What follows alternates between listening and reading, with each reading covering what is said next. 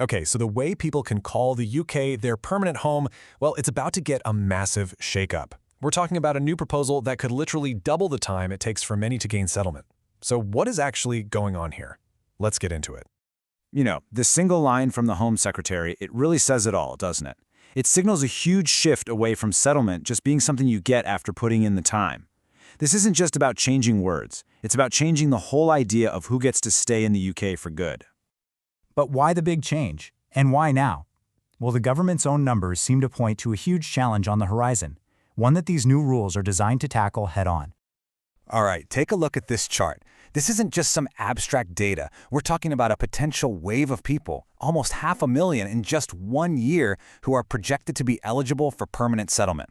And you can see two groups make up a massive slice of that pie: our essential healthcare workers and folks from Hong Kong on the British National Overseas Visa, the BNO visa. So here's what we're going to cover. We'll kick things off with why these changes are happening, then get into the nuts and bolts of the new timeline, and we'll wrap up by looking at what this all means for BNO visa holders specifically. So, to handle this potential surge, the government's come up with a whole new approach, a philosophy they're calling earned settlement. It's kind of like this. The old way was basically about waiting in line. You do your 5 years, you get to the front. But this new system, it's more like a game where you score points, and your actions, your contributions, they're what move you forward toward that finish line. Okay, so these are the 4 new pillars, the new rules of the game, if you will. Character and residence, sure, they've always been important. But the real game changer here is the focus on integration and contribution. This is where the government wants to see real hard evidence that you're an active part of life in the UK. So how does all this translate into actual time? Well, this is where it gets really interesting. And honestly, for a lot of people, this is probably the most concerning part. And here it is, the big headline. For most people, that path to settlement could literally double in length. That 5-year standard that's been the norm for so long is on its way out, replaced by a new 10-year baseline. But, and this is a big but, that 10-year figure isn't locked in. Think of it more like a starting point on a scoreboard. What you do can either speed up the clock and get you to the finish line faster, or it can add some serious penalty time to your journey. All right, so how do you actually change that score? Let's break down this system of rewards and penalties that can decide how quickly that clock ticks down for you. Okay, let's talk about how you can speed things up.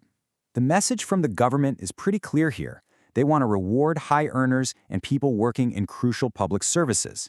If you're in one of these top groups, you could slash your waiting time in half, or even more, bringing that path right back to what people are used to. But on the flip side, the penalties can be just as hefty. Just claiming public funds for a short time could add a whole 5 years to your wait. And for really serious stuff like immigration breaches, you could be looking at another 20 years, which for many pretty much takes settlement off the table. Now this all leads to a really important question for the more than 150,000 people who've come to the UK from Hong Kong. With this new 10-year baseline, what does this all mean for them? Yeah, for anyone on a BNO visa, this is the big question, right? The original promise, the deal, was a 5-year path to settlement. Has that changed? Well, the good news is the proposal gives a really clear answer. It specifically carves out an exception for people with a uniquely strong attachment to the UK, and it actually calls out BNOs from Hong Kong by name. That's a huge signal that they're being treated differently. And the math here is actually super simple. Everyone starts with that new 10-year baseline. But then, if you're on the BNO route, you get an automatic 5-year reduction. So what's the result? You're right back at that original 5-year path to settlement. So the bottom line is clear. After all of that, despite these sweeping changes for almost everyone else, the 5-year path to settlement for BNO visa holders is safe. For them, the finish line hasn't moved an inch. And here's the kicker, the part that really cements this. The government document flat out says that this 5-year path for BNOs is not up for debate. While other parts of the plan are open to feedback, this part is basically set in stone. So where do things go from here?